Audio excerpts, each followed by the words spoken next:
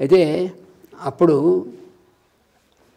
పాకలపాటి గురువు గారు ఆయన మా ఉపనయనాల సంవత్సరాల్లో పాకలపాటి గురువు గారు దగ్గరాల రామస్వామాచార్య గారిని మహాతపస్వి ఆయన సామనకోట ఆయన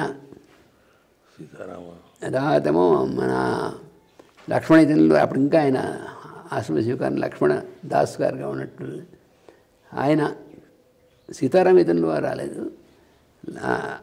ఆయన తరఫున లక్ష్మణ దాస్ గారు లక్ష్మణితుల వారు పురాశ్రమంలో లక్ష్మణ దాస్ గారు ఆయన ఇలా వీళ్ళందరూ వచ్చి అంతమంది పెద్దలు ఇంకా కొన్ని పెద్దలు వీళ్ళందరూ రావడం వచ్చి మమ్మల్ని ఆచరించడం అనేటువంటి జరిగింది.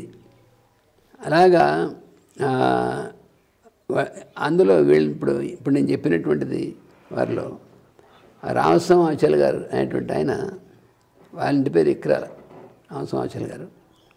ఆయన మా నాన్నగారికి ఆయన ఒక కజిన్ అవుతారనమాట.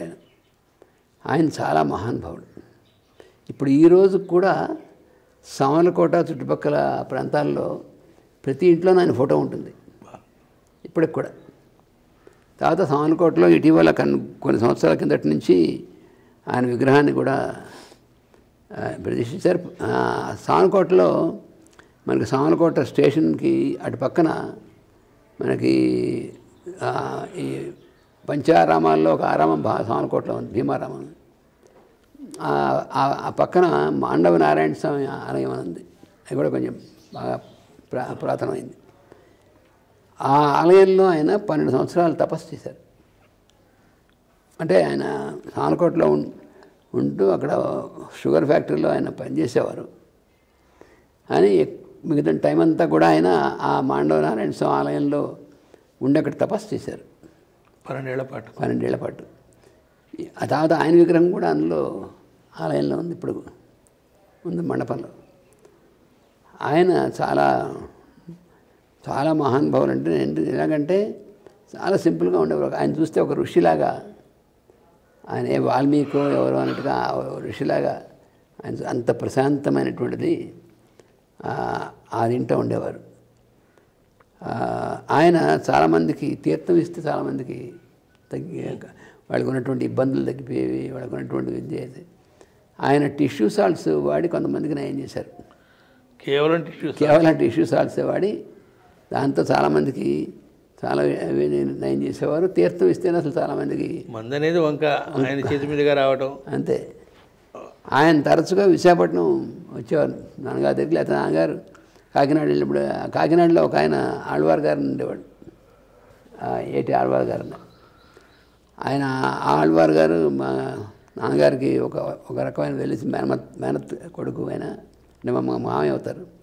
ఆయన కూడా బాగా దీంతో ఇంట్రెస్ట్ పడి ఈ రామస్వామాచార్య గారు, లక్ష్మణ దాస్ గారు, నాన్నగారు వీళ్ళంతా కాకినాడ వెళ్తారంటే ఆళ్వారు ఇంటికి వెళ్ళడం, వాళ్ళందరూ కలిసి గోష్ఠి చేయడం అలా ఉండేవాడు అనమాట అంతా. అందుకని రామస్వామాచార్య గారు అలాగే కైలాసపట్నం మా అమ్మమ్మ గారు ఊరు, మా అమ్మగారి పుట్టినటువంటి ఊరు కైలాసపట్నం అని విశాఖపట్నం జిల్లానే, నర్సీపట్నం దగ్గరలో. అక్కడ రాజగోపాల స్వామి ఆలయం చాలా పురాతనమైనటువంటి ఆలయం ఉంది. ఆ ఆలయం అనేటువంటిది ఆ ఆలయానికి పక్కన ఆనుకునే మా తాతగారి ఇల్లు, ఆయన వాళ్ళ అన్నయ్య గారి ఇల్లు అవన్నీ ఉండేవి. ఇప్పుడు ఉన్నాయి, ఇళ్ళు ఉన్నాయి. కానీ ఆ ఆలయం చాలా ప్రాముఖ్యత ఉంది. ఆ ఆలయంలో ఆలయానికి పాకలపాటి గురువు గారు చాలాసార్లు వచ్చారు. ఎందుకంటే పాకలపాటి గురువు గారు ఇక్కడ చింతపల్లి దీంట్లో ఆ ప్రాంతాల్లో ఆయన ఆ కొండల్లో ఇప్పుడు ఎక్కడైతే అక్కడ ట్రైబల్ ఇవన్నీ ఉన్నాయో అక్కడ ఆయన చాలామంది ఆ ట్రైబల్స్ని చేసి రక్షిస్తూ ఉండేవారు. ఆయన కూడా విషయం కూడా చెప్పుకోవాలి మనం. అంటే మాస్టర్ గారికి వాళ్ళకి ఉన్నటువంటి ఎటువంటి అనుబంధం. ఇప్పుడు ఈ రామస్వామాచార్య గారు ఉన్నారు, మరి ఆయన చాలా మహా తపస్వి, ప్రశాంతమైనటువంటిది. ఆయనకి మాస్టర్ గారికి ఉన్నటువంటిది అంటే బంధుత్వమే కాకుండా ఆధ్యాత్మికంగా వారికి చాలా ఇదైనటువంటిది. అందుకని వాళ్ళు ఎప్పుడూ ఆయన చాలామందిని మీరు కృష్ణమాచార్య గారి దగ్గరికి వెళ్ళి ఆయన ఆశీస్సులు తీసుకొని చాలామంది పంపిస్తుండేవారు. తర్వాత ఈయనేమో రామస్వామాచార్య గారి దగ్గరికి వెళ్ళి తీసుకొని అలాగా వాళ్ళు అంటే మనకి ఎలా ఉండదంటే వారు వీరిద్దరు కూడా అంతటి తపస్సు, అంత తేజస్సు మనకి మామూలుగానే ఆ ప్రజెన్స్లో మనకి ఉంటుంది చాలా ఆటోమేటిక్గాను. అందుకని తప్పకుండా మన గురు పూజలకి వారందరూ రావడం అనేటువంటిది ఒక విశేషం అన్నమాట. అందరికీ ఒక పెద్ద ఆ తర్వాత సంవత్సరాల నుంచి రామకోట గారు కూడా రావడం మొదలెట్టారు 69 నుంచి. అందువల్ల వీళ్ళందరూ చేయడం అనేటువంటిది. అలాగే ఈ సందర్భంలో ఎలాగంటే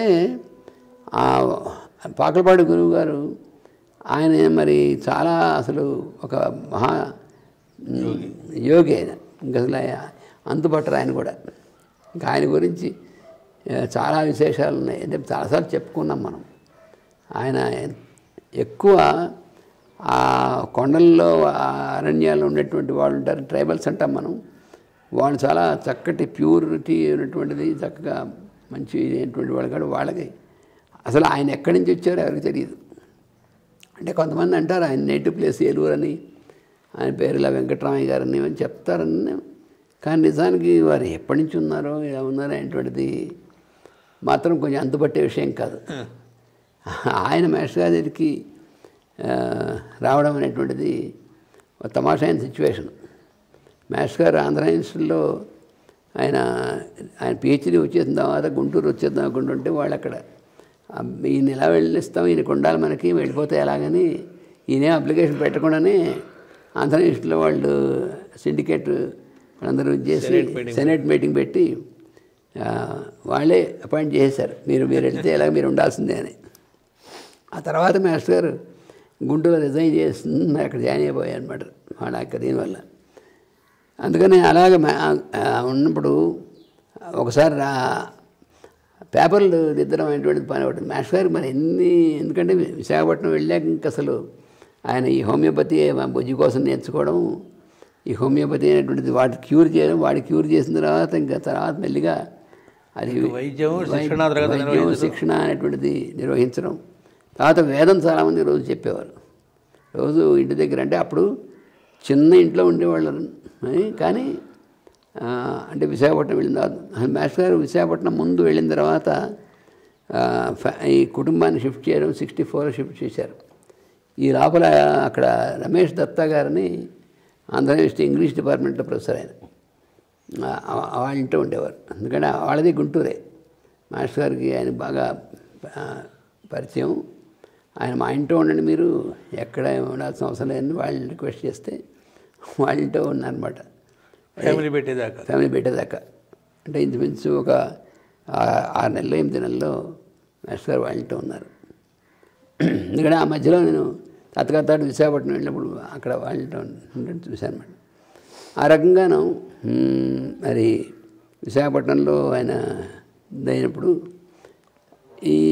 ఒకసారి ఈ పేపర్లు దిద్దేటువంటిది దీంట్లో ఎక్కడ ఖాళీ ఉన్నందుకని మాస్టర్ గారు ఒకసారి ఏం చేశారంటే ఈ పేపర్లు వాల్యుయేషన్ కోసం తను ఎక్కడుంటాను తెలియనటువంటి ఒక చోట ఒక ఇంట్లో ఉండి మా రామకృష్ణ మామయ్య గారు చెప్పారు, నేను పలానా చోట మాత్రం ఉంటాను, ఎమర్జెన్సీ ఉంటే నాకు చేయగాని ఎవరికి చెప్పక ముందు తెల్లవారు లోపల పేపర్లు దిద్దాలి అప్పచెప్పాలి అని మాస్టర్ గారికి ఉంటే అర్ధరాత్రి వచ్చేవారు తలుపు కొట్టారు. తలుపు తీస్తే ఒక డ్రైవర్, ఎవరు మీరు ఏంటంటే ఇక్కడ కృష్ణమాచార్య గారు ఇక్కడ ఉన్నారట అంటే ఎప్పటికి చెప్పలేదంటే ఏమంటే పాకలపాడు గురువు గారు వచ్చారు, ఆయన ఆచార్య గారు ఇక్కడ ఉంటారు ఈ ఇంట్లో అని చెప్పారు ఆయన. వాడికి అంటే ఎవరు చెప్పాలి, వాళ్ళకి తెలియదు కదా.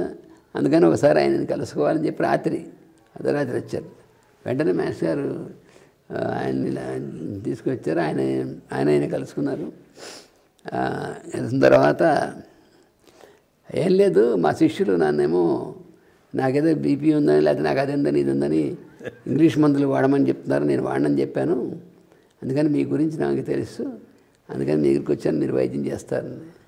అదో వంక అందరికీ అన్నీ చేయగలిగినటువంటి వాళ్ళు అంటే సరే తప్పకుండా అని చెప్పి ఇప్పుడు ఈయన మా మాయని పిలిపించి బలా మందులు రాయించి పట్టరా అని చెప్తే పట్టుకొచ్చి ఆయనకి ఇచ్చారు. అలాగే వాళ్ళు అంటే మాకు తెలిసి అంటే వాళ్ళు మా అంతకుముందు ఎప్పటి నుంచో వాళ్ళు ఆ హయ్యర్ లెవెల్లో వాళ్ళు కనెక్షన్ ఉన్నటువంటి వాళ్ళే కదా మరి. అదే లేకపోతే ఉన్నట్టుండి వచ్చి కలుసుకోవడం ఉండదు కదా, ఏ పరిచయం లేకుండా ఉంటుంది. అందుకని ఆయన ఆ మందు వేసుకుని ఇంకా నాకు ఏ డాక్టర్లు అక్కలేదు, ఆచార్య బాబు గారు ఉన్నారు, నాకు ఆయన ఇచ్చిన మందు తగ్గిపోతుందని చెప్పి మళ్ళీ అక్కడి నుంచి ఆచార్య బాబు గారు నేను వస్తుంటాను, మీరు మాత్రం తప్పకుండా మా ఆశ్రమానికి వస్తూ ఉండాలని చెప్పి ఆయన వెళ్ళడం. ఆ తర్వాత ఆయన విశాఖపట్నం ఎప్పుడు వస్తారు అనేటువంటి సడన్గా వచ్చేవారు. అది కూడా రాత్రిపూటే, రాత్రి 8-9 ప్రాంతాలకు వచ్చేవారు. ఆ వచ్చినప్పుడు విశాఖపట్నంలో 3 ఇళ్ళు, ఎవరింటికి రారు ఆయన. వచ్చి సిటీలోకి వచ్చి ఉండిపోయి ఎవరింట్లో ఉండాలని చేసేవారు కాదు, వచ్చేసి మళ్ళీ వెళ్ళిపోయేవారు. ఎక్కడికి ఆ కొండలకి ఎండకి వెళ్ళిపోయేవారు అనమాట. అక్కడ వచ్చిన తర్వాత ఎప్పుడైనా వస్తే 1 గంట మ్యాక్సిమం కూర్చునేవారు. అయితే ఆ మన ఇంట్లో కానీ అక్కడ కంచెల దత్తు గారిని ఒక ఆయన ఉండేవారు. ఆయన పెద్ద ఇండస్ట్రియలిస్టు అయితే మా భక్తులైన, అందుకని వాళ్ళ ఇంటికి వచ్చేవారు. లేకపోతే ఇంకో ఆయన బెండపూడి పేర్రాజు గారిని డాక్టర్ గారు ఉండేవారు. ఆయన చాలా మహానుభావుడు, చాలామందికి ఎంతోమందికి ఆయన అంటే అలోపతి డాక్టరే కానీ ఆయన చాలా సింపుల్ మెడిసిన్స్ అవి ఇచ్చి చాలామందికి అసలు సేవ చేస్తుండేవారు. అందుకని వాళ్ళ ఇంటికి వచ్చేవారు అనమాట. ఊరికినే వెళ్ళరు కదా, అడుగు పెట్టరు కదా. అదే అందుకని అలా వచ్చేవారు. మన ఇంటికి వస్తే ఆయన రాగానే అమ్మగారిని, అమ్మ నాకు కాఫీ ఇచ్చేసే అనేవారు. వచ్చేసి నువ్వు కలిపించినట్టు కాఫీ లాంటి కాఫీ ఎక్కడ దొరకదమ్మా నాకు అనేవారు. చిత్రం. అప్పుడు అమ్మగారు కాఫీ కలిపిస్తే ఆయనకిను మాస్టర్ గారికి ఇస్తే ఆయన కాఫీ తాగేసేసి కొంతసేపు అలా కూర్చుని ఆయన ఏదో పెద్ద అంత గురువు గారు అంత పవర్ఫుల్ అని ఏమి తెలియదు ఎవరికి చూస్తే. మామూలుగా సిల్క్ పంచ కట్టుకుని అలా వచ్చేవారు అనమాట. అది ఎలా వచ్చేవారో తెలియదు, అది ఎప్పుడో వస్తారో తెలియదు. అలా వచ్చేసి మళ్ళీ ఎందుకు వస్తుంది, అలా వచ్చేసి కాసేపు కూర్చొని వెళ్ళిపోయేవారు అంతే. అంటే వాళ్ళ ప్రజెన్స్ అలాగనమాట. వచ్చేది ఈయనకి తెలుస్తుంది, మాస్టర్ గారు తెలుస్తుంది, వాళ్ళిద్దరు కమ్యూనికేషన్ కదా. అంటే ఎవడంటే సెల్ ఫోన్సా లేకపోతే ఆయన కమ్యూనికేషన్ ఇది ఏమక్కర్లేదు, hot line direct hot line అనమాట. ఆయన ఇక్కడ బయలుదేరగానే ఈయన తెలుస్తుంది, ఈయన వెళ్ళేస్తే ఆయన తెలుస్తుంది. ఆయనకు ఒక విచిత్రం ఉంది. పగలపాడు గురుగారి దగ్గరికి ఆయన అక్కడ పైన లంబసింగ్ అని అక్కడ ఆశ్రమం ఉంది, అక్కడ ఉండేవారు ఆయన. అంటే ఇంకో ఆశ్రమం కిటుమలని. ఆయన అక్కడ ఉన్నప్పుడు ఎవరన్నా వెళ్ళాలంటే నర్సీపట్నం నుంచే వెళ్ళాలి. నర్సీపట్నంలో ఆయన శిష్యులు ఒక 2 ఉండేవారు, చిన్నబాబు అని ఒక ఆయన, చిట్టిబాబు అని ఒక ఆయన. ఆయన ఏంటంటే ఈ వెళ్ళేవాళ్ళు ముందు వాళ్ళని కలుసుకోవాలి, ఎందుకంటే ఆయన కవర్ చేస్తారు అక్కడి నుంచి. రే బలానా వాడు వస్తాడు, వాడు రావద్దని చెప్తారు ముందే. ఇది వీళ్ళు వెళదామని వీళ్ళు అనుకున్నప్పుడే తెలిసిపోతుంది, గంట కొట్టినట్టు ఆయనకి. వాడు వస్తాననుకుంటున్నాడు, వాడు వస్తాడు, వాడిని ఇప్పుడు రావద్దనా అని చెప్పంటారు. ఆయన రావద్దనా అని చెప్పిన తర్వాత వీళ్ళు వెనక్కి వెళ్ళిపోవాల్సిందే. అలా కాకుండా వెళ్ళానుకో. ఒకసారి ఈ రాజకీయ నాయకుడు అతను ఆయన దగ్గరికి వెళ్ళి ఆశీస్సులు తీసుకుంటే మనం ఎలక్షన్లో గెలుస్తామని వాడికి ఒక ఇదనమాట. అందుకని వాడు ఆయన దగ్గరికి వెళ్ళాలని చెప్పి వీడిని వచ్చి అడిగితే ఆయన ముందే కవర్ చేశారు. వాడు వస్తాడు, రావద్దని చెప్పి వాడికి దర్శనం లేదని చెప్పమన్నారు. చెప్పారు వీళ్ళు. చెప్తే మీరు ఎట్లాగే అంటారు, నేను వెళ్ళి కలుసుకుంటాను ఆయన ఎలాగోను, ఎందుకంటే ఎలక్షన్స్ వస్తున్నాయి, ఆయన ఆశీస్సులు తీసుకోవాలని, ఎలక్షన్స్ గెలవాలి, ఏమైనా సరే అని వాడు వెళ్ళాడు. వెళితే ఆయన ఇక్కడ ఆశ్రమంలో ఉన్నటువంటి వాళ్ళు చెప్పారు, అరే వాడు వద్దని చెప్పినా వస్తున్నాడు, వాడు నేను వాడికి అందుతాను వాడికి అని. అతను అలా వచ్చేప్పటికి ఈయనేమో ఇటు పక్క నుంచి కింద ఇలా దిగిపోయారు, వెనక ఇటుపై మాయ అయిపోయారు. ఆయన వచ్చాడు. వచ్చి గురువుగారు ఎక్కడ, గురువుగారు ఇప్పుడు దాకా ఉన్నారు కానీ మరి ఎట్టు వెళ్ళిపోయారు మీకు మాకేం తెలుసు అయ్యా అని. ఎప్పుడు వెళ్తారు, ఎప్పుడు వస్తారు మాకేం తెలుసు, వచ్చేదాకా ఇక్కడే ఉండడం కర్లకుండా ఉండమన్నారు వాళ్ళు. వాడు 2 రోజులు ఉన్నాడు. ఆ 2 రోజులు ఏం రాలేదు ఆయన. మళ్ళీ ఇంకా ఆయన పొలిటీషియన్ కదా వాడకుంటాడు, వాడికి చాలా పనులు ఉంటాయి. సరే నేను మళ్ళీ వస్తాను అన్నాడు, బయలుదేరి వెళ్ళిపోయాడు. వాడు వెళ్ళిపోయి ఆడు తిరగంగానే ఈయన వచ్చేసారు. వచ్చేసి దొంగ వేధం నన్ను పట్టుకోగలవాడు, పైగా వాడు ఎలక్షన్లో గెలవడం కోసం నా ఆశిస్తూ ఉంటాడు, వాడు గెలిచి అంత మోసం కదా వాడు చేసే పనులు ఎందుకు నేను ఎందుకు ఇస్తానని చెప్పేసి ఆయన వాళ్ళకి అసలు అందేవాడు కాదు ఆయన. చాలా విచిత్రంగా ఉండేది. ఆయన ఒకసారి ఇలా నేను ఈ ఆర్మీ క్యాంప్కి వెళ్ళానని చెప్పే కదా, అది వచ్చిన తర్వాత మేలో వెళ్ళాను, వచ్చాను. రాగానే నాన్నగారు చెప్పారు, పాకలపాడు గురువు గారు మన వాళ్ళందరినీ ఒక 4-5 రోజులు అక్కడ ఉండి నాకు రమ్మన్నారు కుటుంబాలతో సహాను, అందుకని మనం రేపు పొద్దునే వెళుతున్నాం, రెడీ అవ్వమన్నారు.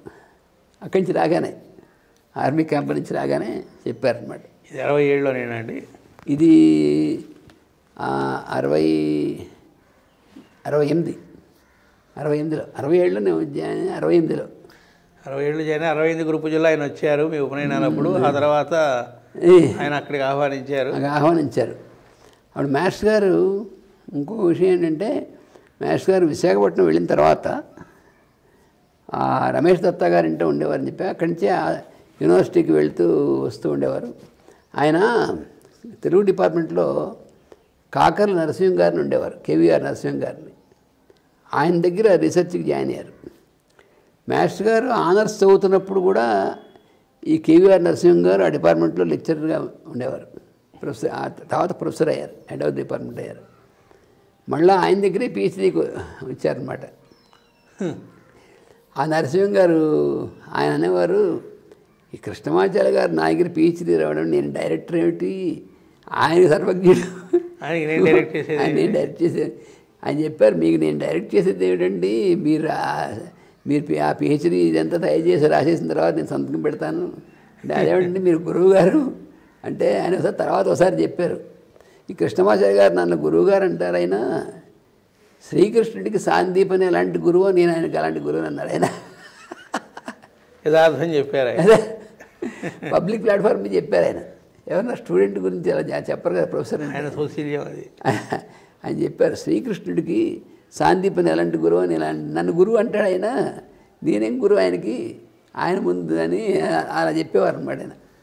అసలు నిజానికి ఆ ప్రొఫెసర్ గారి ఇంట్లో వాళ్ళు కృష్ణ భక్తులందరూ, ఆయన భార్య బాగా కృష్ణ భక్తురాలు, ఎప్పుడు కృష్ణుడి విగ్రహం ఉండేది, అలంకారం చేసి రోజు కృష్ణుడి నైవేద్యం చేసి వాళ్ళంటే బాగా కృష్ణ భక్తి ఎక్కువ.